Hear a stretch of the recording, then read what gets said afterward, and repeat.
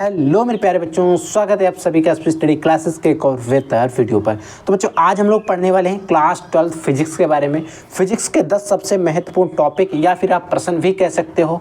ऐसे टॉपिक हैं जो अगर आप प्रीवियस ईयर क्वेश्चन पेपर या फिर मॉडल पेपर उठा के देखोगे तो वहाँ पर आपको मिलने वाले हैं, ठीक है। और बच्चों, ये जो क्वेश्चन हैं, इन 10 क्वेश्चन को जो आप पढ़ेंगे और आप एक अपने अंदर एक विश्वास दिलाएंगे कि हाँ, हमें 10 में से कितने क्वेश्चन आते हैं, और आपको ये सारी चीज़ें कमेंट बॉक्स में बता देनी है मेरे को भी, जिससे हमें एक आइडिया लग जाएगा कि आप लोगों की किस लेवल की तैयारी चल रही है। ये 10 क्वेश्चन जो हैं बच्चों, इन 10 क्वेश्चन को सिर्फ एक बार आपको पढ़ लेना है, और एक बार पढ़ने के बाद आपको खुद को परख भी लेना है। यानी कि एक बार अपने खुद को आप परखें कि आपको कितना आता है। हमें नहीं पता आपको कितना आता है, हमें तो जो बच्चे कमेंट करते हैं, जिस हिसाब से वो बात करते हैं, उस हिसाब से पता रहता है। लेकिन आप एक बार अपने आप को पहचानें, खुद को परखें, आपको कितना आता है। और बच्चों, आप में से कई सारे विद्यार्थियों ने मेरे पास कमेंट किया था कि सर हमें बायोलॉजी की सीरीज दो, बायोलॉजी की सीरीज दो। तो बच्चों, बायोलॉजी की अगर हम बात करें, ठीक है, बायोलॉजी की बच्चों एक सीरीज ला रहे हैं महा मैराथन, जिसमें आपके 10 से 11 लेक्चर होंगे। 10 लेक्चर भी हो सकते हैं, 9 लेक्चर में भी वो पूरी सीरीज खत्म हो सकती है। इसमें आपकी पूरी बुक की इंपॉर्टेंट टॉपिक शामिल रहेंगे, इंपॉर्टेंट क्वेश्चन भी शामिल रहेंगे, जो कुछ भी इंपॉर्टेंट हो सकता है वो सभी टिप्पणियाँ, चित्र भी शामिल रहेंगे। और ये बच्चों सीरीज जो है आपकी 11 सितंबर से स्टार्ट हो रही है।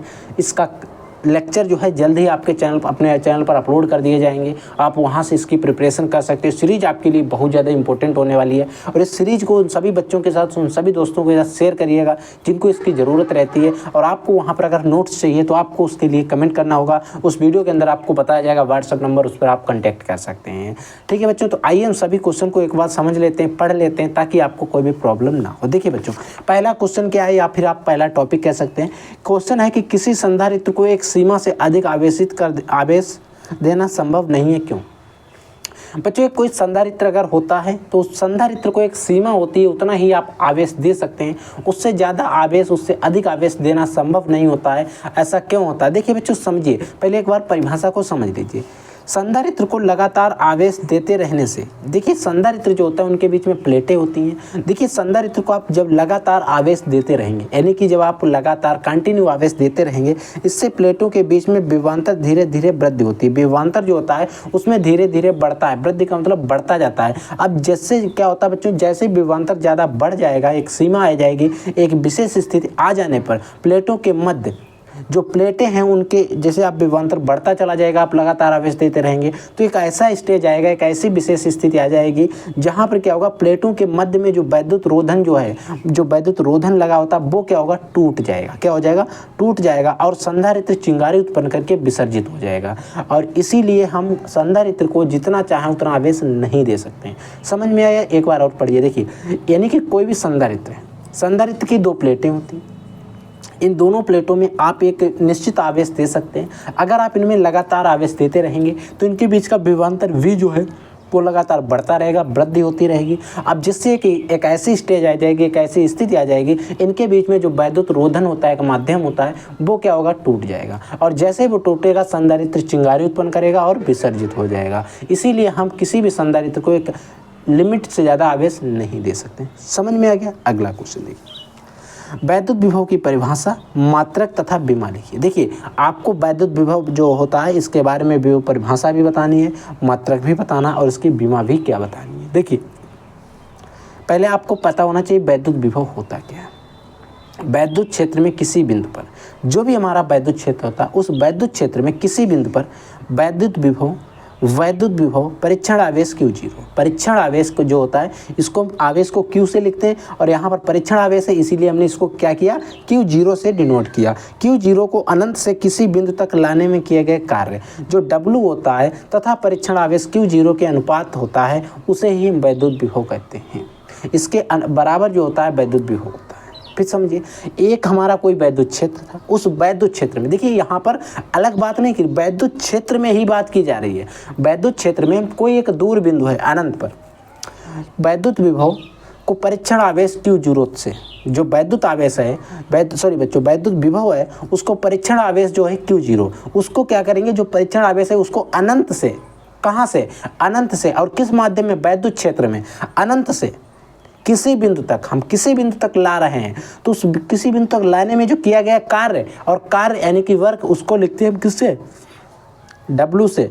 किया गया कार्य W तथा परीक्षण आवेश Q0 के अनुपात के बराबर होता है। यानी कि वैद्युत विभव जो होता है परीक्षण आवेश और उसको अनंत से लाया गया जो इस बिंदु तक, और वहाँ पर उसके बीच में जो किया गया कार्य होता है उसके अनुपात को हम वैद्युत विभव कहते हैं।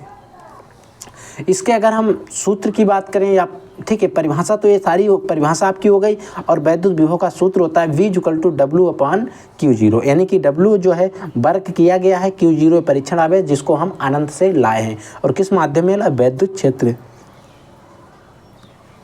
अब बच्चों इसकी अगर हम एक तरीके से इसका मात्रक देखें तो वैद्युत विभव एक अदिश राशि, अदिश राशि होता ही है, ठीक है। अदिश राशि होने का मतलब है इसका कोई मात्रक जो होता है, यानी कि इसके एक भी मात्रक हो सकते हैं, कई सारे राशियों के दो भी मात्रक होते हैं। इन सभी चीज़ों को समझ लेना। राशियाँ दो प्रकार की होती हैं, सदिश और अदिश, ठीक है, याद होना चाहिए आपको। इसका मात्रक जूल प्रति कूलाम होता है और जिसे हम वोल्ट कहते हैं। देखिए इसका जो मात्रक है बच्चों, जूल प्रति कूलाम भी आपको कहीं पर लिखा हुआ मिल सकता है और कहीं कहीं आपको वोल्ट भी लिखा हुआ मिल सकता है, और इसी के अनुसार हम इसका विमा निकाल देंगे। विमा होती है m/L⁻², T⁻³ A⁻−1, और इसके आसपास एक बड़ा ब्रैकेट लगाना बिल्कुल मत भूलना, क्योंकि इस अगर आपने इसकी विमा लिखी और बड़ा ब्रैकेट नहीं लगाया इस तरीके से तो आपका आधा नंबर कट सकता है और शायद आपको एक भी नंबर ना मिले, ऐसा भी हो सकता है। तो इस ब्रैकेट को लगाना बिल्कुल ना भूलें। कुछ क्वेश्चन है, कुछ बीमाएं हैं, इनको आप रट लीजिए। समझ में आ गया? अगला देखिए, अगला बच्चों है मीटर ब्रिज सिद्धांत। मीटर ब्रिज सिद्धांत क्या? देखिए मीटर ब्रिज सिद्धांत व्हिटस्टोन ब्रिज सिद्धांत पर कार्य करता है, यानी कि जो मीटर ब्रिज का सिद्धांत है व्हिटस्टोन ब्रिज का जो सिद्धांत है उसी पर कार्य करता है।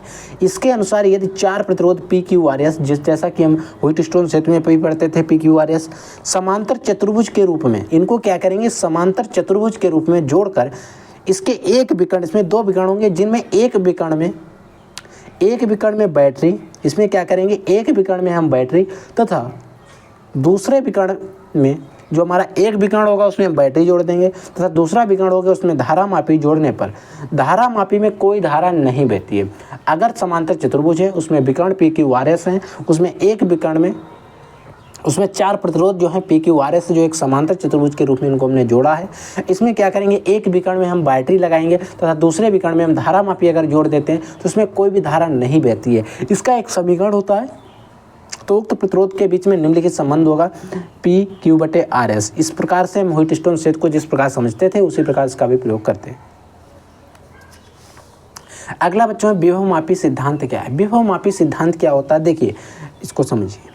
यदि किसी एक समान परिच्छेद में एक समान परिच्छेद जो होता है उस परिच्छेद के चालक तार में, उस एक समान परिच्छेद के किसी भी एक समान परिच्छेद के चालक तार में, जो चालक तार होता है, चालक तार का मतलब होता है जिसमें धारा का फ्लो हो सके, चालक तार में धारा प्रवाहित की जाए, तो उसमें उस जो चालक तार है उसमें धारा प्रवाहित की जाए तो उस तार की किसी लंबाई पर, उस जो चालक तार है उसकी किसी भी लंबाई पर होने वाला विभव पतन, विभव क्षय भी आप कह सकते हैं, विभव हानि भी कह सकते हैं, होने वाला विभव पतन उस तार खंड की लंबाई के अनुक्रमानुपाती होता है, डायरेक्टली प्रोपोर्शनल होता है। समझ में आ गया? अगला देखिए, चालक का प्रतिरोध किन बातों पर निर्भर करता है। It is very very most important, star लगा लीजिए, कई बार पूछा जा चुका है एक नंबर में।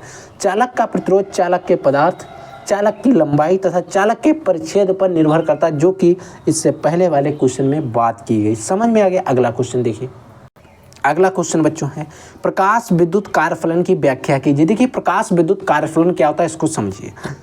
ये जो क्वेश्चन है कई बार बोर्ड एग्जाम में आया है, तो इसीलिए आप इस क्वेश्चन पर भी स्टार लगा लीजिए। प्रकाश विद्युत कार्यफलन क्या होता है इसको आप समझिए। किसी जो धातु होता है, कोई भी धातु होगी, उस धातु पृष्ठ से किसी प्रकाश इलेक्ट्रॉन को बाहर निकालने के लिए, अर्थात उसको मुक्त कराने के लिए, कोई धातु का एक पृष्ठ है, उस पृष्ठ से प्रकाश इलेक्ट्रॉन जो है उसको बाहर निकालने के लिए, उसको अर्थात उसको मुक्त कराने के लिए आवश्यक जिस न्यूनतम ऊर्जा को धातु का कार्यफलन कहलाती है। देखिए कोई भी धातु है, उस धातु के पृष्ठ से अगर हमें प्रकाश इलेक्ट्रॉन को बाहर निकालना है, अर्थात उस प्रकाश इलेक्ट्रॉन को उस धातु से मुक्त कराना है, तो इसके लिए जो कम से कम न्यूनतम ऊर्जा जिस ऊर्जा की आवश्यकता होती है उसे हम धातु का कार्यफलन कहते हैं, और इसे हम W से प्रदर्शित करते हैं। H इक्वल टू होता है H न्यू 0। अब बच्चों यहाँ पर वही चीज़ लिखी गई, जो सूत्र है इसी को दफनाया गया है, इसका आप स्क्रीनशॉट लेकर पढ़ लेना, ठीक है, समझ में आ जाएगा। अगला बच्चों क्वेश्चन है सूक्ष्म तरंगे, अवरक्त तरंगे व परावैंगनी तरंगे तथा एक्स किरणों के एक एक उपयोग लिखिए। यहाँ पर एक एक उपयोग बताया गया, हम आपको दो दो उपयोग बता देंगे ताकि आपको दो दो उपयोग भी पूछे जाएं तो आपको कन्फ्यूजन ना हो। देखिए सूक्ष्म तरंगे क्या होती हैं, इनका उपयोग कहाँ पर होता है। सूक्ष्म तरंगों का उपयोग उपग्रहों तथा लंबी दूरी बेतार संचार में, देखिए लंबी दूरी के जो बेतार संचार होते हैं, उपग्रह होते हैं, वहाँ पर हम सूक्ष्म तरंगों का प्रयोग करते हैं, ठीक है।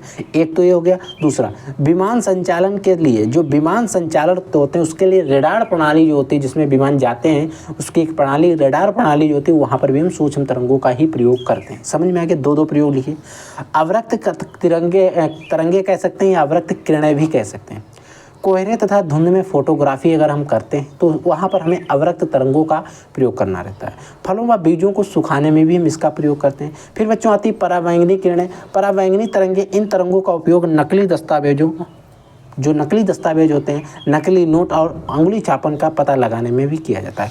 अगला देखिए इसमें है कि आपकी किरण है एक्स किरण। एक्स किरण का प्रयोग क्या होता है, इन तरंगों का उपयोग शरीर की हड्डी टूटने का पता लगाने में, फेफड़ों के रोग होते हैं आदि में किया जाता है। देखिए जिस टाइम आपकी हड्डी टूटी रहती है, आप जब एक्सरे कराते हो तो वहाँ पर आपके ऊपर जो लेजर लाइट डाली जाती है वो एक्स किरणें ही डाली जाती हैं।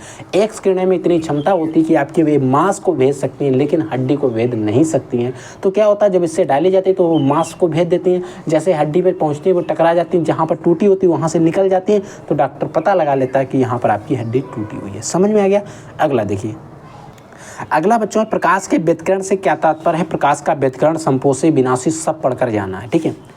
जब किसी माध्यम में एक ही आवृत्ति, जब कोई ऐसा माध्यम जिसमें एक ही आवृत्ति एवं लगभग समान आयाम वाली दो तरंगे, आवृत्ति समान और लगभग उनका आयाम भी समान, दो तरंगे एक साथ एक ही दिशा में चलती हैं, दो तरंगे एक साथ एक ही दिशा में चलती हैं, तो उनके अध्यारोपण, तो उनके मिलने से, अध्यारोपण से बनी परिणामी तरंग की, जो उन पे जो मिलेंगी उनकी परिणामी तरंग होगा, उससे एक तरंग बनेगी। उस तरंग की कुछ बिंदुओं पर, उस तरंग की तीव्रता जो होती है कुछ बिंदुओं पर अधिकतम, उस तरंग जो परिणामी तरंग मिलती है, परिणामी तरंग बनती है, तो परिणामी तरंग में कुछ बिंदुओं पर जो तरंग की तीव्रता है वो अधिकतम होगी और कुछ बिंदुओं पर क्या होती है, न्यूनतम होती है, और इस घटना को व्यतिकरण कहते हैं। अब बच्चों जिन बिंदुओं पर अधिकतम होती है उन्हें क्या कहते हैं, जिन बिंदुओं पर न्यूनतम होती है उन्हें क्या कहते हैं। तो जिन बिंदुओं पर तरंग की तीव्रता अधिकतम होती है उसे संपोषी व्यतिकरण, तो याद रखना, जिन बिंदुओं पर परिणामी तीव्रता क्या होती है, अधिकतम होती है, उसे संपोषी व्यतिकरण, तथा जिन बिंदुओं पर तरंग की तीव्रता न्यूनतम होती है उसे हम विनाशी व्यतिकरण कहते हैं, याद रखना। अब बच्चों अगला क्वेश्चन है, प्रकाश के व्यतिकरण के लिए आवश्यक शर्तें क्या हैं। यानी कि प्रकाश का व्यतिकरण होगा, इसके लिए कुछ इंपॉर्टेंट कंडीशन भी होती हैं, आवश्यक शर्तें भी होती हैं। प्रकाश के दोनों, पहले देखिए, प्रकाश के दोनों स्रोत से निकलने वाली तरंगों के कलाओं का अंतर स्थिर रहना चाहिए। यानी कि वो उनका जो अंतर है वो स्थिर रहना चाहिए, अर्थात प्रकाश स्रोत कला संबद्ध होने चाहिए, ठीक है। दोनों तरंगों के आयाम बराबर लगभग समान होने चाहिए, जो कि ऊपर परिभाषा में बताया है। दोनों स्रोत एक दूसरे के निकट होने चाहिए, पास होने चाहिए। समझ में आ गया। अगला क्वेश्चन देखिए, अगला और लास्ट क्वेश्चन है एम्पियर की परिभाषा। देखिए एम्पियर क्या होता है, इसकी परिभाषा आपसे पूछी गई है। एक एम्पियर वह वैद्युत धारा है, यानी कि एक एम्पियर जो है वह वैद्युत धारा जो वायु या निर्वात में, वायु में भी निर्वात में भी, एक दूसरे से 1 मीटर दूरी पर, एक दूसरे से 1 मीटर की दूरी पर स्थित दो सीधे एवं समांतर तार, देखिए तार सीधे होंगे और एक दूसरे से समांतर होंगे, में प्रवाहित होने पर, उनमें अगर हम प्रवाहित होने पर प्रत्येक तार की प्रति मीटर लंबाई पर 2 × 10⁻⁷ न्यूटन का बल, न्यूटन का आकर्षण या प्रतिकर्षण बल उत्पन्न करती है, उसे हम 1 एम्पियर कहते हैं। और इसका आप स्क्रीनशॉट लेना चाहें तो ले सकते हैं, क्योंकि इस पर भी क्वेश्चन आपसे पूछे जाएंगे। तो आई होप ये 10 क्वेश्चन हैं और आपको हमें कमेंट करके बताना है कि आपको इनमें से कितने क्वेश्चन आते थे। और अगर आपको किसी भी क्वेश्चन में कोई भी डाउट है, एनीथिंग किसी भी सब्जेक्ट को लेकर, तो आप वीडियो के कमेंट सेक्शन में कमेंट कर दीजिए, हम उसका सॉल्यूशन वीडियो जवाब आपको दे देंगे। ठीक है बच्चों, तो आप लोग पढ़ते रहिए, आगे बढ़ते रहिए। I will take next class. तब तक के लिए जय हिंद, वंदे मातरम।